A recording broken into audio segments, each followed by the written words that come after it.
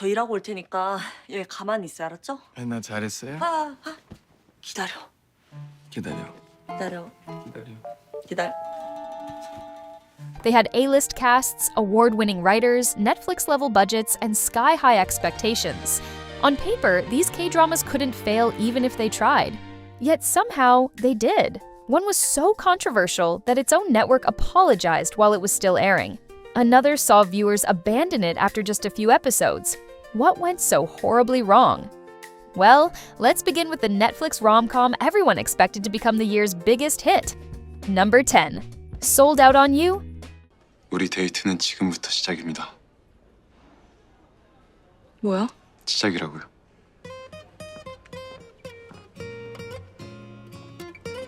뭐예요? If there was one romantic comedy that looked impossible to mess up, it was this one. Somehow, it just never worked. Sold Out on You stars Ahn Hyo-sup and Chae Won-bin. The story follows a hard-working farmer who runs a small cosmetics business in a quiet village and a famous home shopping host suffering from insomnia who suddenly becomes interested in what he's growing. Grumpy country guy meets glamorous city woman. It sounds like the kind of feel-good romance that's worked countless times before, and Netflix certainly believed in it, giving the drama a massive global push. But instead of becoming a hit, it ended up on Koreaboo's list of dramas viewers dropped in April, and then again in May.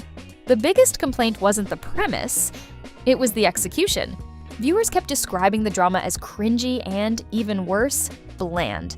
For a romantic comedy, that's a difficult label to shake off. What really stood out was how little impact the romance had. Throughout its run, not a single romantic scene really caught on with the fandom. There were no viral confession clips, no kiss scenes everyone was talking about, no moments flooding social media. As some viewers put it, the chemistry just wasn't exciting enough to keep them invested. The funny thing about romantic comedies is that audiences will forgive almost anything. They'll forgive cliches, they'll forgive ridiculous misunderstandings, they'll even forgive bad writing. What they won't forgive is being bored. That lack of excitement showed up elsewhere too. In Koreaboo's poll for the worst K-drama couple of the year, Ahn Hyo-sup and Chae Won-bin finished third with 11% of the vote. Despite Netflix's huge promotion, viewers quietly stopped pressing play. And for a romantic comedy, that's probably the worst outcome of all. Number 9. Siren's Kiss. 어쨌든 축하해요. 생일은 진짜니까. 고마워요. 들어와요. One episode. That's all it took for nearly 20% of Siren's Kiss viewers to walk away, and this was supposed to be one of TVN's biggest thrillers of the year.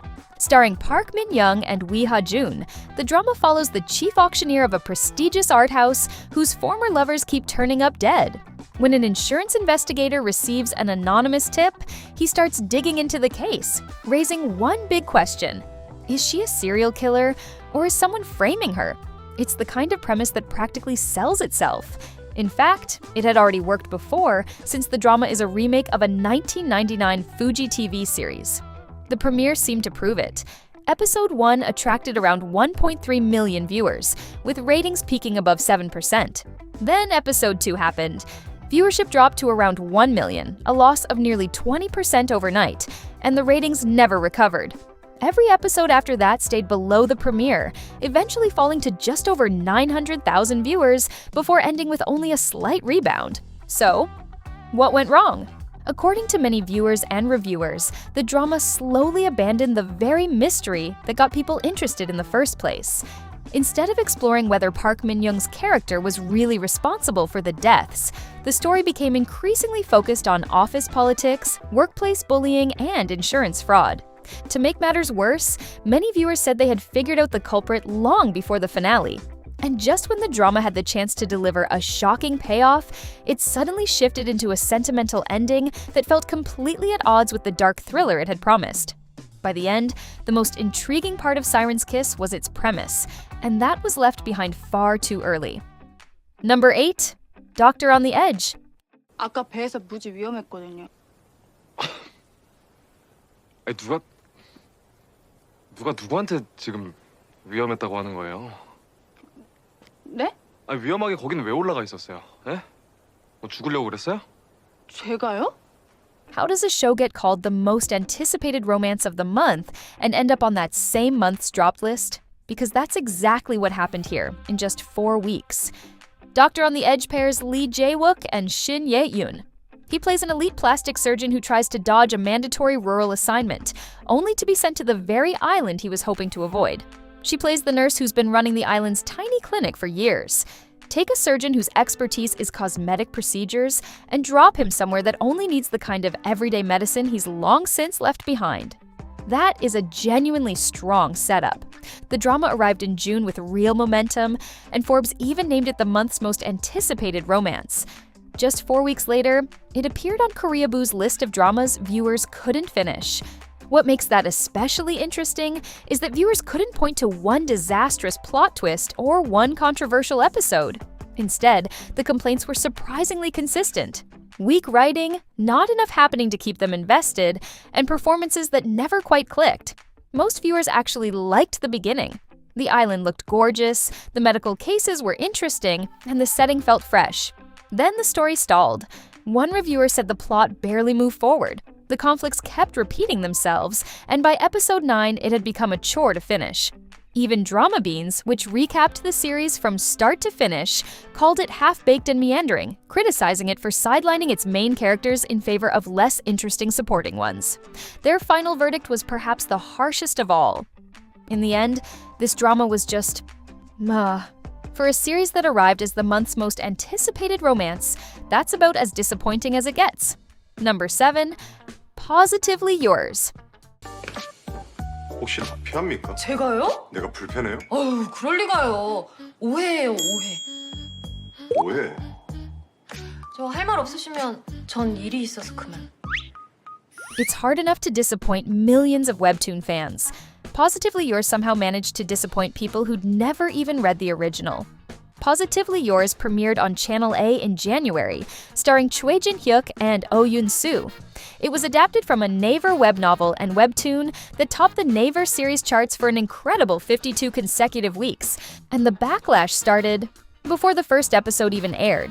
In the original, the heroine is a high school teacher who becomes unexpectedly pregnant after a one-night stand, only to discover the father is the chairman of the school board. The pregnancy, the school, and her students all become part of the story. The adaptation threw almost all of that out. Instead of a teacher, she became a career woman working in a corporation. Readers immediately questioned the decision. One fan argued that her being a teacher wasn't just a detail, it was central to the story.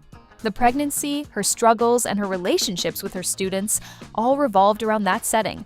Another criticized the decision to turn a deliberately child-free, career-focused woman into someone pushed toward motherhood, saying it felt especially tone-deaf given South Korea's ongoing debate over declining birth rates.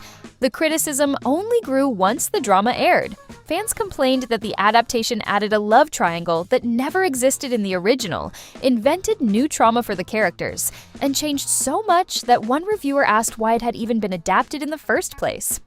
Perhaps the most telling review was also the shortest. It's still watchable, but only if you haven't read the manhwa. But that's only half of it.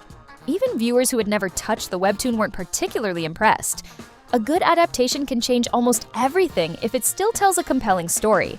Many viewers felt this one didn't. The Office characters came across as shallow, the romance lacked emotional weight, and the series kept pushing the idea that two adults who had chosen not to have children simply needed to change their minds. In Koreaboo's poll for the worst K-drama of the year so far, 7% of readers named Positively Yours. Number 6. Our Universe. 나의 마지막 도리.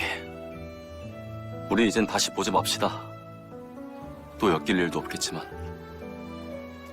잘 사시고, 잘 키우시고, 부디 빨리 회복하시고. This drama had an irresistible premise, and arguably the cutest cast member of any K-drama this year. Somehow, people still couldn't make it to the end. Our Universe premiered on TVN in February, starring Bae In-hyuk and No Jung-yui as two in-laws who can't stand each other but are forced to live together after becoming guardians to their orphaned nephew. Two reluctant adults, one adorable toddler, and a slow-burn romance growing out of grief and shared responsibility.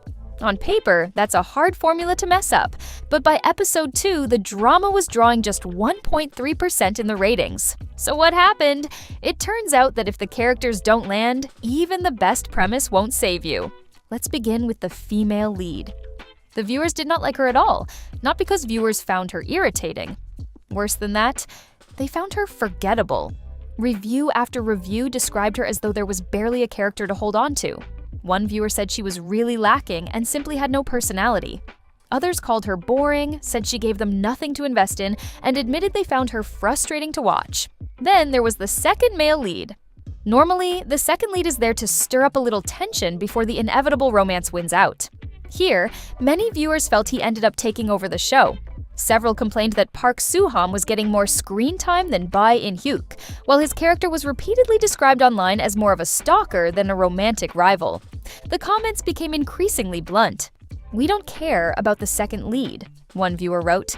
Another called it probably the worst written K-drama of the decade, adding that the only things they genuinely liked were the child actor and Bae In-hyuk. Number 5. Boyfriend on Demand. 어때요? 맛있죠? 너무 맛있는데요? 어디 나도 먹어볼까? 그 옆에 돈가스 먼저 드셔보시겠어요?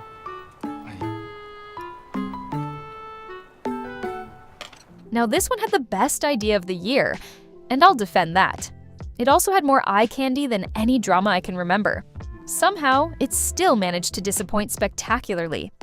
Boyfriend on Demand stars Jisoo and Soo In-guk.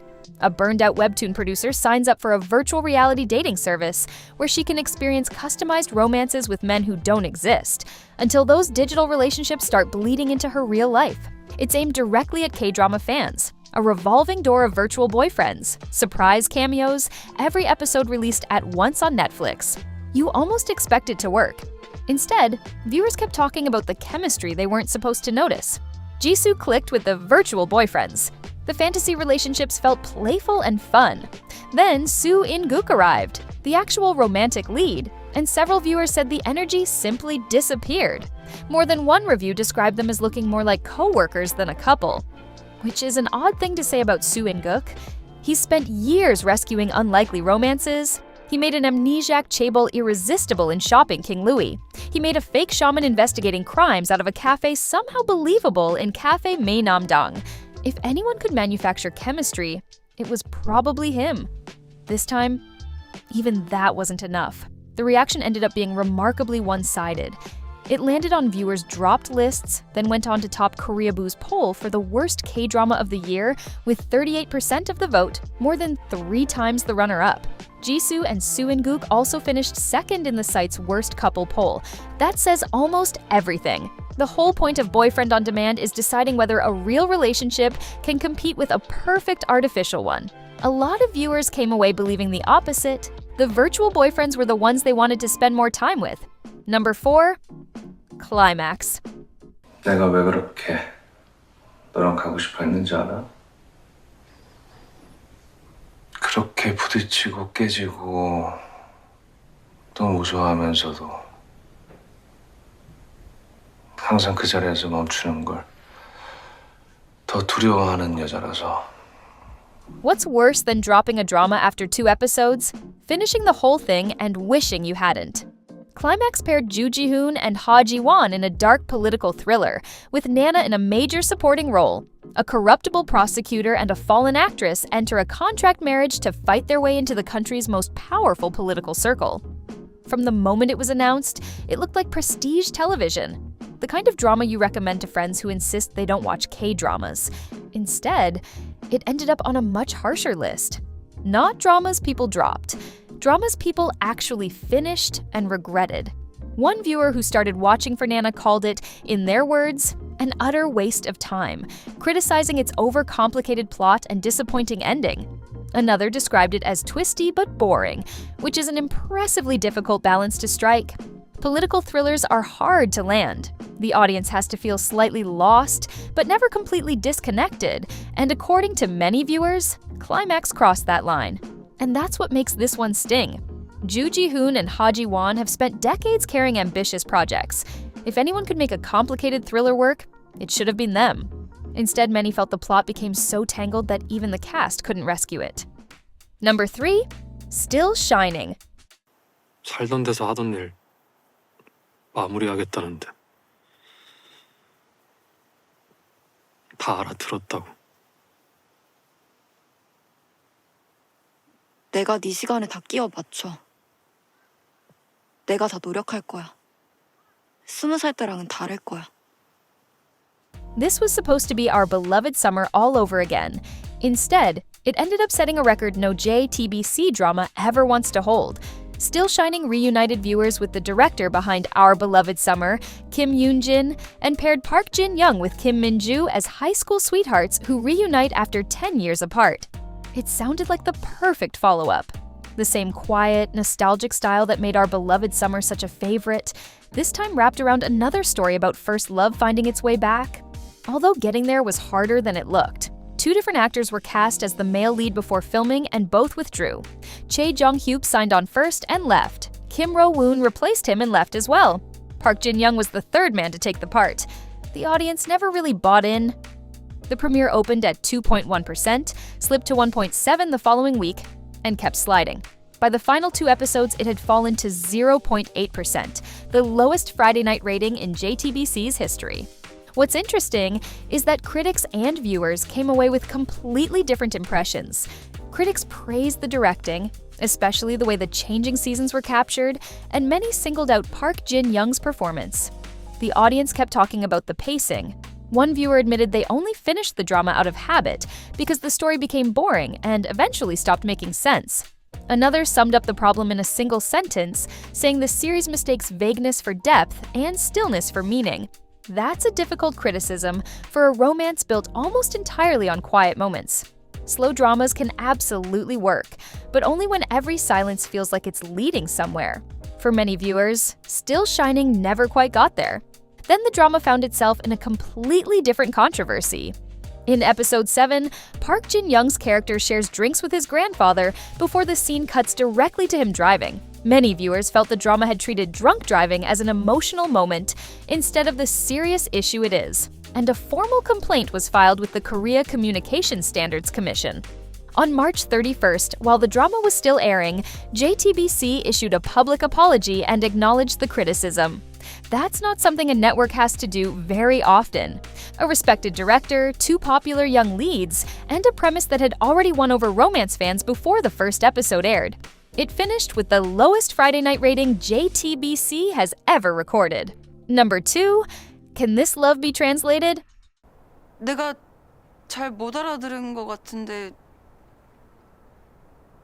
나 지금 차이는 거 맞아요? 당신 불안 때문에 내가 또 빵 차이는 일 없게 대책을 세워두는 거예요. The Hong sisters don't miss. At least, that's what people had been saying for the last 15 years. Then 2026 happened. If you've watched K-dramas for any length of time, you've probably seen something written by the Hong sisters. They're the screenwriting duo behind hits like Master's Sun, Hotel del Luna, and Alchemy of Souls, the kind of writers whose names alone can sell a drama. So when they teamed up with Kim Sun-ho, Go Youn-jung, and Netflix, expectations were sky high. Kim Sun-ho plays a gifted interpreter who speaks multiple languages but struggles to express his own feelings. When he's hired to work for a world-famous actress, he keeps softening her words without realizing he's quietly revealing his own heart every time he translates. It's clever enough to sell itself. And it did. The drama drew 28 million views and topped Netflix's charts in 8 countries. Then the second half arrived. Now don't get me wrong, a lot of people genuinely loved this drama. And honestly, it's hard not to when you have Kim Sun-ho and Go Youn-jung selling a love story. Put those 2 on screen together and they'll win over a lot of viewers almost by default. But once you look past the romance, the conversation becomes much more divided. The Hong sisters have never been afraid to take a sharp turn halfway through a series. This time, they transformed the voice inside the heroine's head into a separate woman who begins taking control of her at night, shifting the story away from romance and toward a mystery surrounding her mental state. For many viewers, that's where the drama lost its footing. One review summed it up with a simple question: why couldn't the heroine just be a complicated person? Why turn her trauma into a split personality? Then, almost at the finish line, the series reveals that her mother once tried to poison her on her birthday. Instead of feeling like the missing piece of the puzzle, many viewers felt the reveal arrived far too late, as if it existed mainly to force one last breakup between the couple. And there's nothing wrong with a complicated twist, but if those twists end up turning the plot into a confusing mess, sometimes simpler really is better. Plenty of K-dramas have become classics with straightforward stories because they trusted their characters to carry the emotion. And for a while, it felt like Can This Love Be Translated was doing exactly that. Most viewers were already invested, even when the central conflict was relatively simple. But if there's one thing the Hong sisters have always loved, it's going bigger. This time, for a lot of viewers, they simply went a little too big. Number 1, Perfect Crown. 몰라서 그래. 매번 뒤에서 걸어서.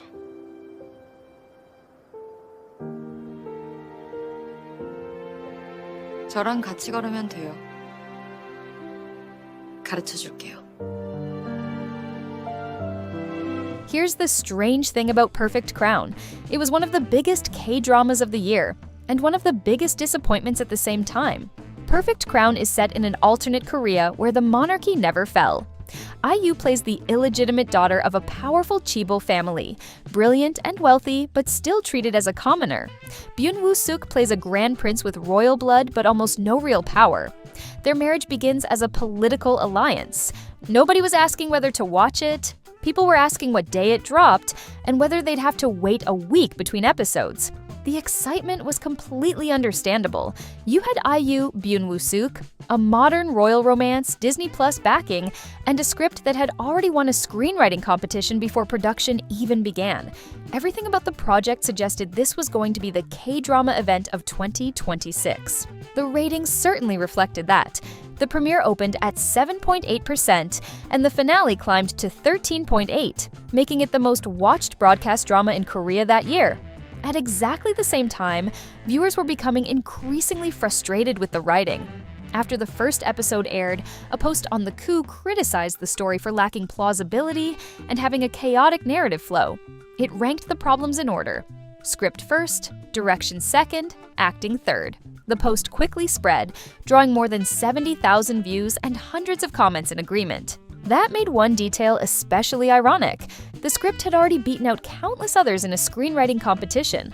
Someone had read it years before filming started and decided this was the story worth producing. That was exactly why expectations for the writing were so high, and exactly why the disappointment landed so hard.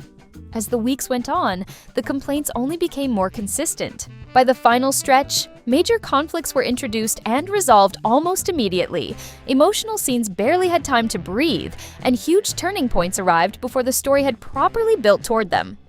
Then there were the palace fires. The palace burns down once, then it burns down again. By the third palace fire, many Korean viewers had stopped being frustrated and started making jokes, because at that point it felt less like a dramatic plot device and more like a running gag the writers hadn't realized they were creating. The acting came under criticism as well. IU, so often praised for the quiet restraint she showed in dramas like My Mister, was said by some viewers to be playing her sharp-tongued heiress a little too broadly. Byun Woo-suk, coming off the enormous success of Lovely Runner, was also described by some as struggling to make such a reserved character feel convincing. Then episode 11 created another headache for the production. The coronation scene used historical imagery and terminology that many viewers and historians argued were inappropriate for an independent Korean monarchy. The production team apologized. Then IU and Byun Woo-suk each posted handwritten apologies. The director followed with one of his own. A production team, 2 lead actors, and a director all apologizing for the same drama within a single week is not something you see very often. And through all of that, Perfect Crown never lacked attention. It had the audience, it had the ratings, it had the biggest stars in the industry. With that much excitement surrounding it, this was supposed to become one of those K-dramas people would still be recommending years from now, right alongside classics like Princess Hours or The King Two Hearts. Instead, not even a year has passed, and people have already stopped bringing it up. Well, except when they're complaining about it. And that's the thing 2026 keeps proving. Almost every K-drama people still recommend 10 or 20 years later has one thing in common. It wasn't the budget, the cast list, or the size of the plot that made them last. It was that somebody wrote them well. One international viewer summed the whole year up in a single line. Hate to break it to everyone, but every most anticipated K-drama in 2026 ends up being a letdown. So tell me, which one let you down the most? Or better than that, tell me the one everybody else gave up on that you quietly loved, because those comments are always the best ones, and I read every single one. If you'd rather spend the next 20 minutes on the shows that actually delivered, click the video on your screen for the K-dramas that genuinely earned the hype in 2026.